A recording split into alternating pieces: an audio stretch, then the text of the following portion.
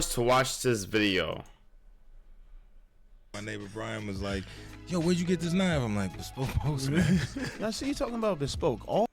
Hello everyone, welcome to a very weird video that I think is probably the first of its kind on YouTube. For you see, this is a video with a countdown. As time ticks on, this video will gradually become more and more unwatchable. But how and why is this the case? Have I simply gone mad after nearly a decade on YouTube? No, I am the Spiffing Brit, a professional exploiter and breaker of algorithms, games, and occasionally international law. As many of you brilliant subscribers will know, a regular pastime of mine is to find loopholes and potential vulnerabilities with how YouTube's algorithm is designed. Often these are lots of little short decisions or actions that YouTubers can take to give them an unfair advantage against other creators. In the past, some of my small and humble little exploits have included printing views out of thin air whilst live streaming, duplicating like counts, and of course probably my most dangerous one, destroying another creator's video performance by buying ad space for it amongst terrible demographics. Yes, that's right, I introduced PvP mechanics into the YouTube algorithm. What the fuck? This, YouTube has not sent any assassins against me, or perhaps they never got past my ferocious battle corgi. Still, here I am, once again, shouting from the rooftops that my next grand experiment is ready, and here you stand ready to be a glorious set of guinea pigs. My goal for this video is to manipulate YouTube watch time over a greater level than we've ever achieved. We have done previous videos where we increase watch time and retention on shorts, or videos that you must watch at a slower speed, and this has taught us that viewer retention and average viewer statistics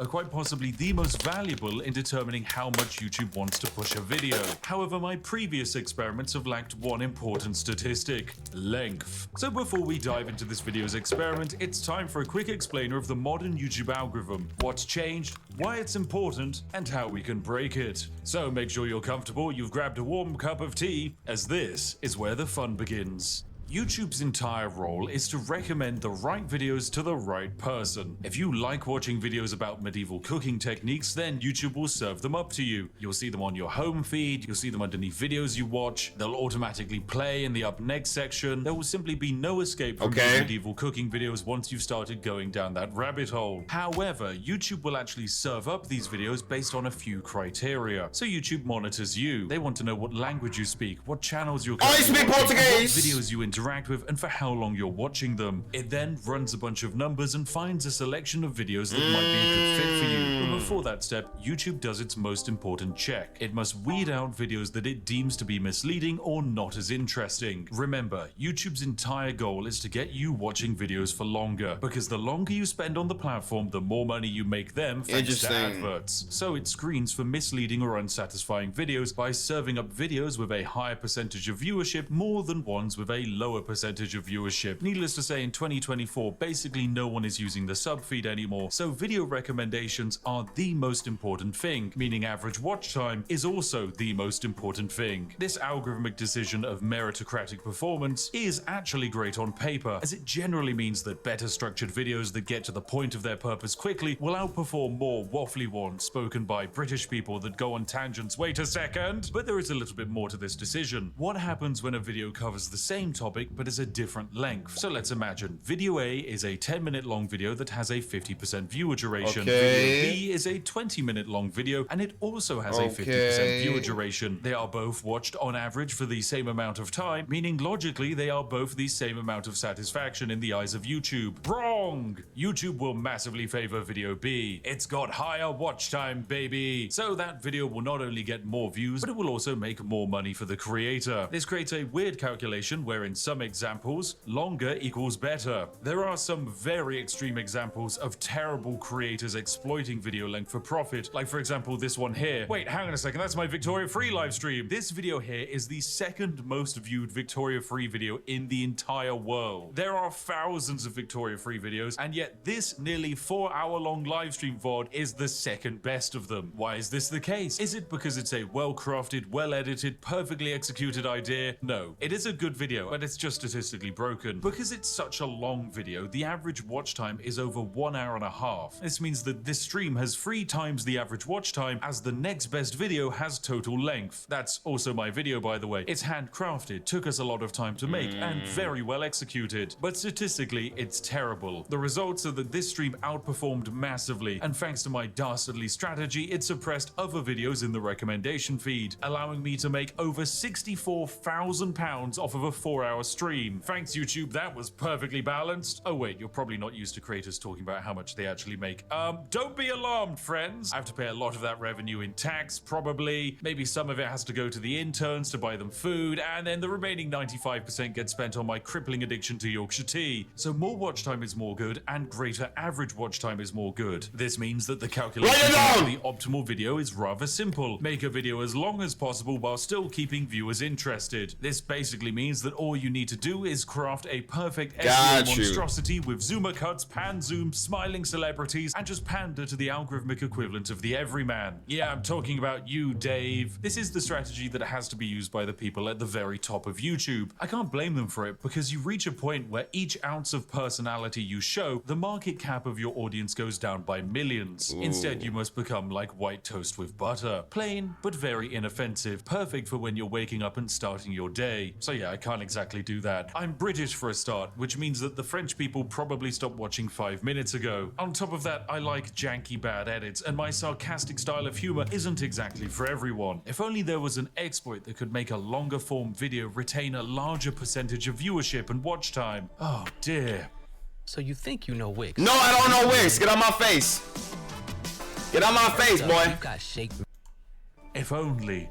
Oh my god, is that a poorly designed feature YouTube made that nobody uses on the horizon? Yes, it is! Say hello to the YouTube Video Editing Suite. From this screen, I can make edits and alterations to an existing video on YouTube. I can trim and cut sections out of it, blur details, insert audio tracks, apply end screens, and even spam info cards to remind you to buy merch every 5 seconds. Seriously, creators who use this, please stop. What are you doing? Go and brew a cup of tea. Now, these tools are hardly used. Mostly they exist to help YouTubers cover up mistakes like speeding in a school zone whilst driving a luxury car. Or if you're really special, YouTube will even let you insert footage back into videos. But outside of a few moments when Linus Tech Tips needed to add corrections into something, it's actually hard to find much evidence of creators using this. What is that photo of? That sees the light of day is the cut tool. This actually serves a purpose outside of fixing errors. You see, most YouTube sponsor contracts stipulate that the ad read must be on a video for 2 to 3 years. This means that 2 to 3 years after upload, some creators will actually go through their back catalog of content and cut out the sections where they tell you that Raid Shadow Legends is the greatest video game ever conceived. Yeah, right, baby, it actually sucks. Yeah, I know, I just burnt a lot of bridges there. Your game sucks, mate. I'm never taking your money. Stop emailing me. Outside of covering up the past, there is a reason why it makes algorithmic sense to remove your older sponsor reads. Most people, when presented with a read, simply press the skip button and Angry Birds better. to 90-second section of that video. This means that those sections massively lower the average watch time and retention of the overall video. So by removing a section where only 10% of the audience is watching and bringing it back to a 50% average retention section, then that's a net benefit on the video's performance. So logically in the long term, that's better, that's more views and more money. But all of this is curious. What if we took it even further beyond? And what if we did it backwards? Yeah, this is where I had a brilliant idea. What if we created an average video with good statistics and then cut the end off of it? Welcome to my grand plan. You're currently watching one of 2 versions of a video.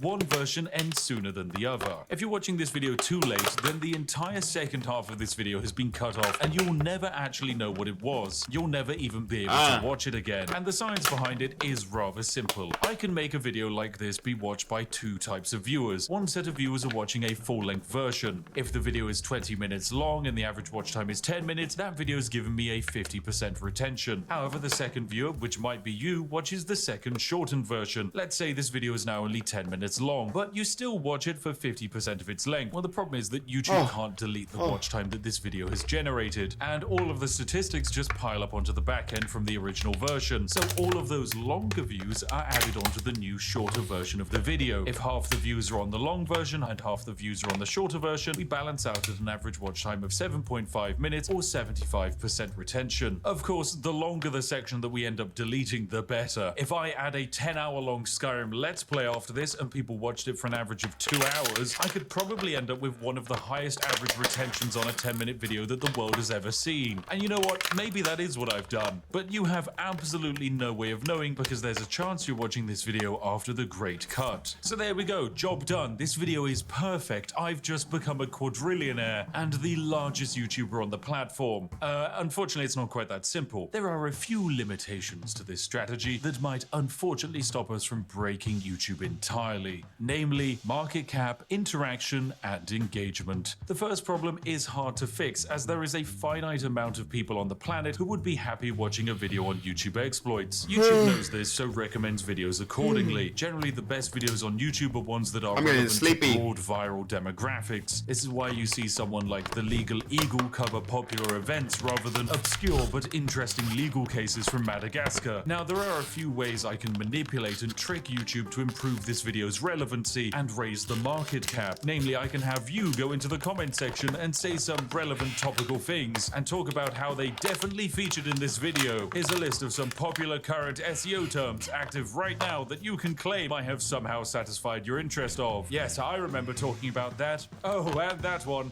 Yes. Oh, how interesting. I love insert thing here. Not only does this help with the reach of the video, but it also counts as engagement. All forms of engagement with this video and the channel will work positively to this video's success. From commenting, liking, sharing, and even voting in community posts, weird things like making clips of this video are another brilliant way of adding views. And in fact, there's a weird exploit that you can use to view bot without damaging a video's performance. Anyway, no, I'll save that for another day. It's too complicated and potentially illegal. But yes, it's entirely possible that this video right here will become my most viewed video. And of course, it's going to be a video that outside of a select few, no one will ever see it in its entirety. Of course, some people might spoil what comes after this. And so that's why I think it's important for you to comment and wildly speculate what the other half of this video actually was. I like it to be a mystery. So if you could please go into the comment section and write some absolute wild ideas about the other half of the video, then that would be great. Of course, the real ones know it's going to be the hotly anticipated Mavis Beacon teaches typing exploit video. Whoa, what a banger that's gonna be. Anyway, this is where you watching at home are going to be separated into your two groups. If you missed the original version, don't be upset. I'm a strong believer that some things shouldn't last forever, and online most content is preserved. So perhaps just this once, it's okay to create a piece of media that is finite and unique. For this project to be classed as a success, there will need to be a long-term analytical trend that shows that the average watch time had a positive impact on the impressions and reach of this video. These impacts will probably take a week or so to materialize, so check back in a few days' time and take a look at how things are shaping up. Anyway, thanks for watching, you majestic sausages. We're about to continue the video for some of you, but for others, better luck next time. You should have had notifications enabled. Thank you for watching, and goodbye for now.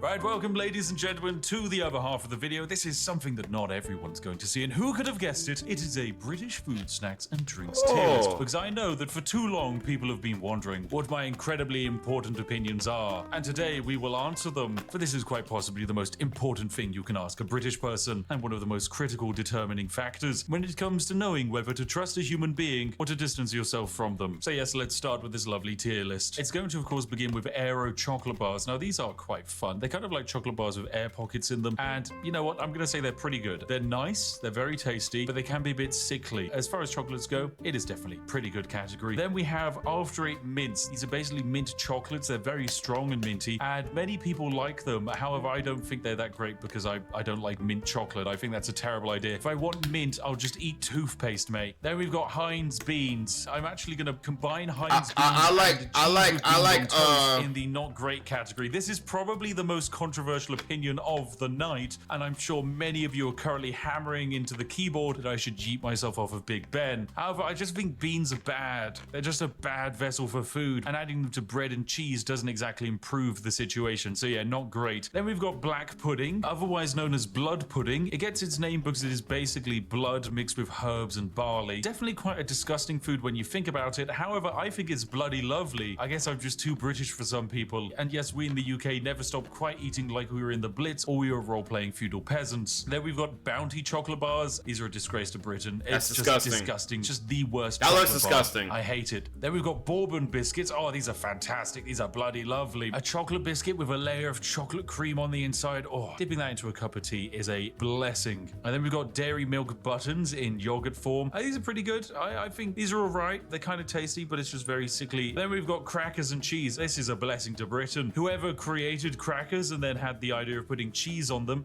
phenomenal. Then we've got KP cheese balls. These are a disgrace to Britain. They're disgusting. Along with Cheez-Its. I think they're just abysmal. Cheese flavored crisps are revolting. They just kind of taste I like chemicals. Cheez-Its. I like If I Cheez-Its. wanted to eat cheese, I'd eat cheese. I wouldn't eat synthetic cheese. I'm not an American layering plastic on top of a burger. Oh, then we've got a prime lovely little dessert cake in the top of a glacier cherry. Oh, I love these. Are good fun. They're pretty good. I know it's kind of controversial. I think in the modern day and age, people have fallen off of the love of the Bakewell, but I think they're still pretty solid. Next up, we've got Chew-Its. These are kind of like a sweet. They're pretty good. I think they're all right. Nothing sensationally great. Oh, and finally, we've got chip butty. Yes, this is good. I can let the northern fly out, mate. This is a chip butty. If you've never had chip butty, it is potato chips or the fries for the American persuaded people, usually with some kind of sauce, probably ketchup. It's laid inside of bread or cob or bap, depending on who you speak to and which part of the UK they're from. This is bloody lovely. It is absolutely bloody lovely. Oh, and then we've got Terry's Chocolate Orange. This is a blessing to Britain. A certified Christmas banger. If you are celebrating Christmas and you don't get a Terry's Chocolate Orange, something has gone wrong in your life. On the inverse of the holiday chocolate scale, we have cream eggs. I think these are not great. This is because they are rammed with fondant icing on the inside. They are sickly. Eating them makes you feel like your arteries are clogging up and you're going to drop dead of stage 75 diabetes at a moment's notice. But it's okay because Britain is saved as we have crumpets. Yeah, crumpets are great. They're pretty good. It's basically a form of bread, usually with butter, toasted. It's just really quite nice. Oh, and then we have what is probably my favorite chocolate bar of all. It's the Crunchy, ladies and gentlemen. This is a blessing to Britain. It is honeycomb or cinder toffee wrapped inside of chocolate, handed to you in a bar. It is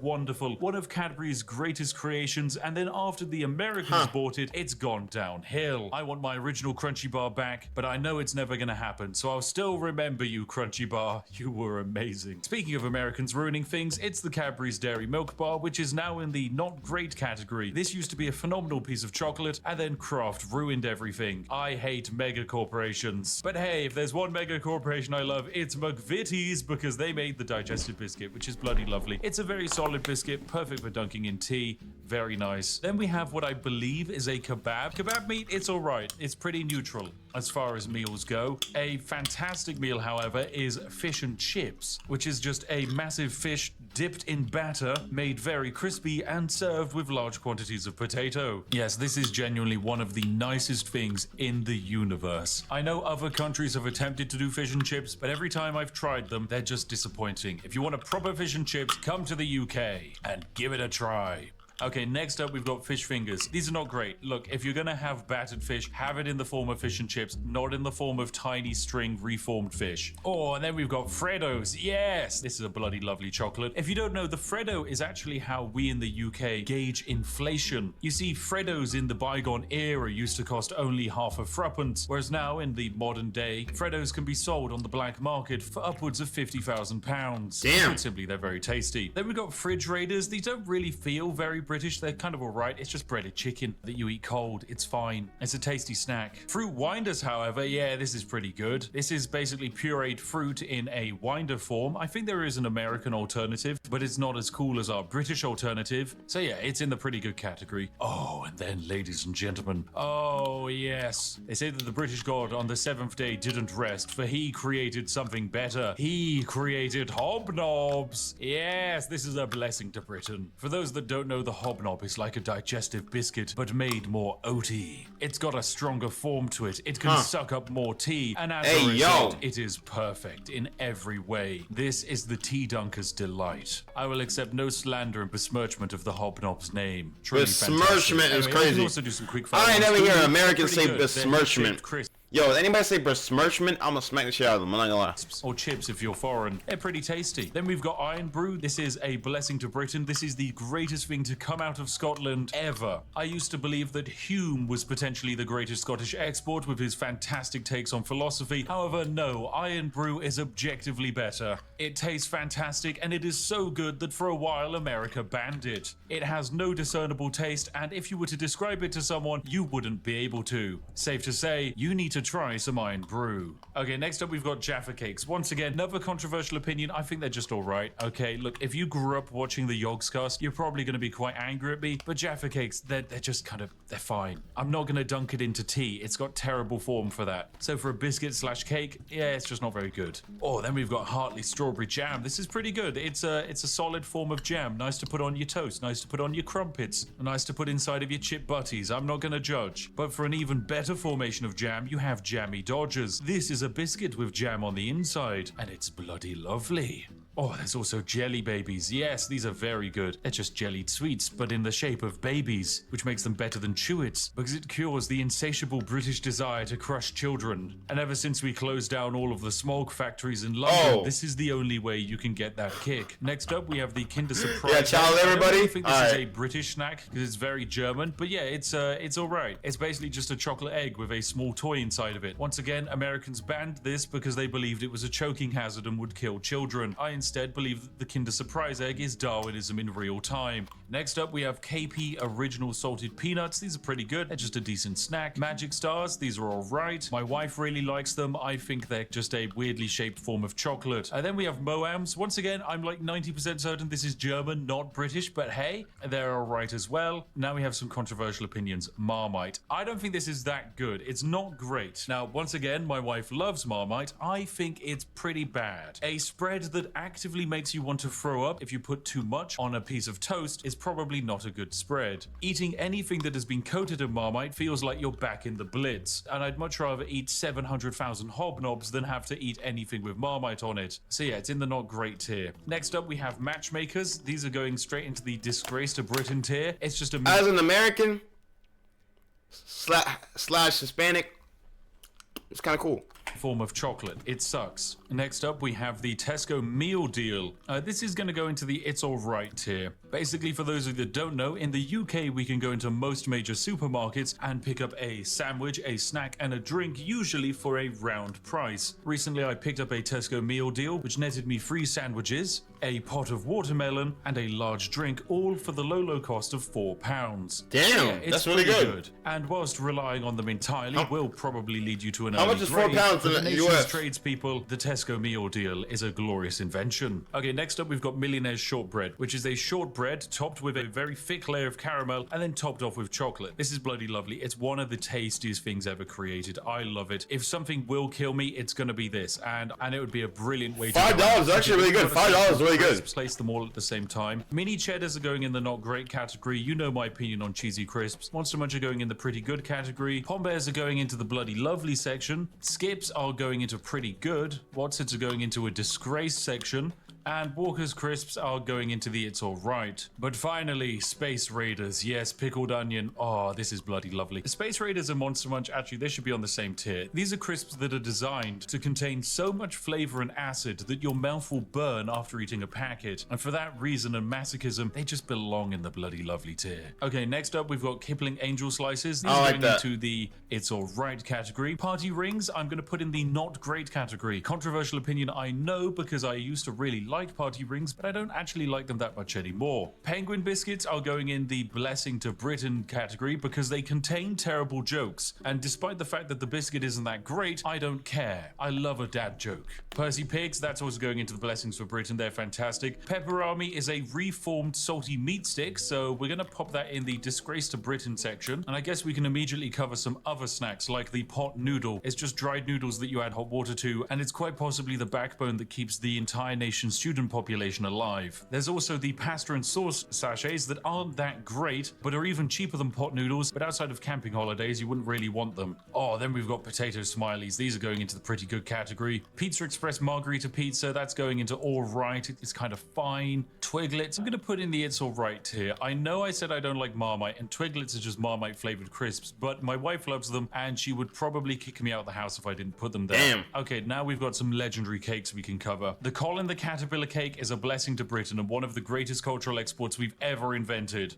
Colin the Caterpillar sweets, however, from M&S are going into the not great tier. They're an okay form of sweet. Drumsticks are as well. I'm also going to put in the not great tier. This is one of the few sweets where I actually know people who have lost teeth because of them. Not because they rot the teeth, but because they're so sticky and solid, you will actually end up breaking a tooth trying to eat them. Yorkie bars are alright, it's just a solid brick of chocolate. Turkish Delight I think is a disgrace, I hate it. Wagon Wheels as well. The combination of cream and jam is just weird. The Yo-Yo Bear fruit rollers I'm putting in the pretty good category. They're rather tasty. Drumstick squishies I'm also putting in pretty good because unlike the solid drumsticks, they won't kill you. Millions I'm going to definitely pop in the pretty good category as well. They're fantastically tasty. It's literally just condensed colored sugar. What's not to love? Weetabix, oh, that's a bloody lovely. Who doesn't love a good Weetabix for breakfast? And we've got the flake chocolate bar, that's all right. Fruit pastels, they're not great. Twister lollies, I'm gonna say pretty good. It's an ice lolly which contains a little bit of ice cream and frozen fruit flavor in a combination that's actually rather nice. Then we have, oh my, what is this? Branston small chunk pickled. Yeah, this is a disgrace to Britain. I know there are old people who love it, but it's disgusting. Same for mushy peas. Anyone who orders mushy peas is just someone who would be okay nasty. eating dog's vomit, okay? It's disgusting. I'm just not a fan of mushy peas.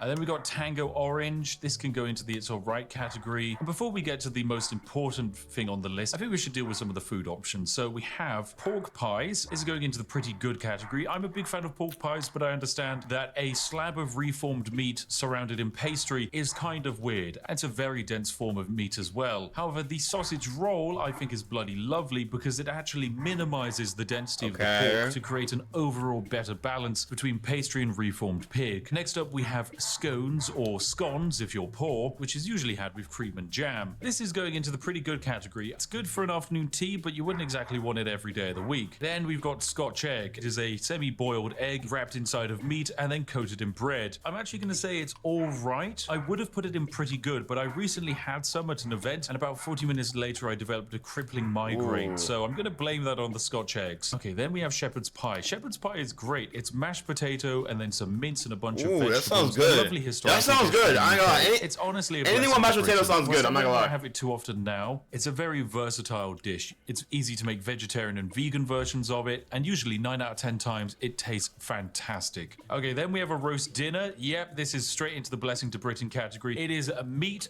potato, usually Yorkshire pudding and some vegetables. Is it the most flavorful meal on the planet? No. Is it a Michelin star meal? No. But does it warm the soul? Yes, it does. So it's a blessing to Britain. Now for the penultimate item, it's a toad in the hole, which is just the large quantities of sausage cooked in batter, and this is bloody lovely. I love it. It's basically a macro scale sausage roll. What's not to love? And finally, the greatest thing in the universe. The ascended god tier item, the one, the only, the greatest thing that has ever existed on the planet, tea. Yes! Oh, it's so good. There we have it, ladies and gentlemen. This has been my very important... You know what's crazy? I like tea with honey. I got tea with honey. Low-key be better than water. Low-key be better than coffee, in my opinion. So I do second that. Tea with honey, low-key fire.